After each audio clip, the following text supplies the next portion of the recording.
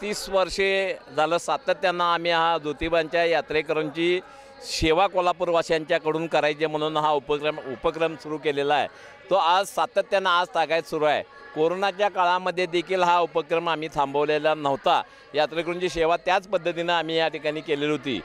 काल या कार्यक्रमाची आम्ही सुरुवात या ठिकाणी केली आणि सुरुवात करत असताना कालच जवळजवळ 20 ते 25 हजार यात्रेकरूंनी या महाप्रसादाचा लाभ घेतलेला आहे।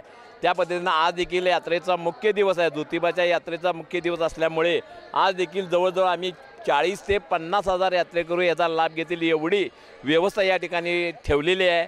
50 आचार्यासहित लक्षात घ्या जवळजवळ 100 ते 200 कार्यकर्ते या ठिकाणी राबतायत। राजश्री शाहू महाराज जी नगरी आहे या नगरीमध्ये असताना देखील ह्यावेळी या अन्न क्षेत्राचे उपाध्यक्ष देखील मुस्लिम समाजाचे लक्षात एक माझा कार्यकर्ता आरिफ खान हे या ठिकाणी आहेत। लक्षात घ्या 80 वर्षे वय असलेले रघुनाथ जगतापसारखे देखील लक्षात घ्या कार्यकर्ते या ठिकाणी ताकदीनं काम ह्या दृष्टिकोनातून करत आहेत। लक्षात घ्या आणि या पद्धतीनं चांगल्या प्रकारची सेवा करण्याचं काम सातत्यानं इथून पुढे आम्ही ठेवणार आहे।